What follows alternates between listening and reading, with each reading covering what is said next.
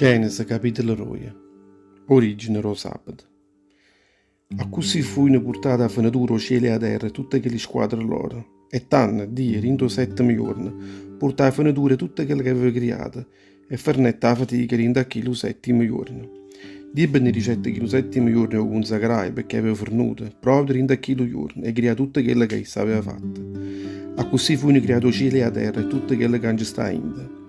Quando il Signore faceva il cielo a terra, nessuna cippatella erba stava in coppa a terra, nessuna erba era ancora spuntata, perché il Signore Dio non aveva fatto ancora piovere in coppa a terra. E nessuno ancora faticava a terra, e faceva salire a rinda terra l'acqua per annaffiare a terra.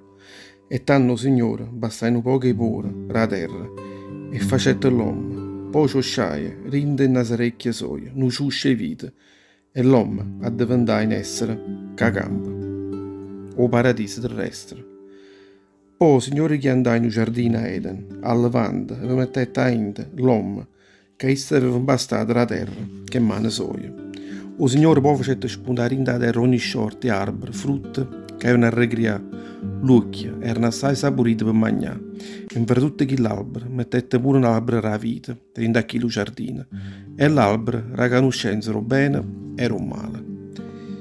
Facette ascì pure un ciumma in da terra e l'Eden, per fondere tutto quello giardino, e là si sparteva e formava 4 ciumme acqua. O primo ciumme si chiama Pison, e chi si scorre attorno a tutto il paese abile, ad onde sta assai ora, e l'ora che la terra è assai raffinita.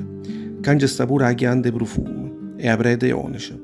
O secondo ciumme si chiama Kison, chi si scorre attorno a tutto il paese è l'Etiopia. O terzo ciumme si chiama Tigri, chi si scorre a Levante e Assur. O quarto ciume è l'Eufrate. O Signore afferrai l'uomo e mettette in da lo giardino e l'Eden, perché faticasse che la terra e a mantenesse buona. O Signore poretta all'uomo chi stu comanda. Tu potrai mangiare i frutti di tutte l'albero che stanno in tuo giardino, ma i frutti dell'albero che conoscensero bene e il male non ne mangerai, che se no moriresti certamente. La creazione era femmina. Poi Signore dicette, non è una cosa buona che l'uomo restasse solo in coppa a terra, voglio creare una supponta che fosse sua acciaissa. Tanto il Signore Dio creò ogni sorta di bestie salvatiche e tutta la cielo e portò innanzi all'uomo per vedere come l'avesse chiamata. Un uomo che l'uomo avesse dato ogni bestia che teneva usata in da essa, chi l'aveva essere un uomo suo. E così l'uomo mettette in uomo tutte le bestiame, e tutta la cielo, e tutte quelle bestie salvatiche. L'uomo invece non trovava in aiuto, che poteva essere sua acciaissa. E tanto il Signore Dio facette scendere una fiacca in culo all'uomo, e chi si appagnai e lavai una delle custatelle sue, e inserrai la carne o pizza sue. E con quella custatella che aveva all'uomo, il Signore Dio creai la femmina, e la portai innanzi all'uomo. L'uomo in bruma la veretta, innanzi subito scramaia. Questa sì, che è carne la carne mia, e ossa l'ossa mia. Questa si chiama la femmina, perché è stato trovato lo sangue dell'uomo. E proprio perché l'uomo l'ha sarropata a mamma sua, e sa unirà la moglie sua, e tutti e due diventeranno una carne sola.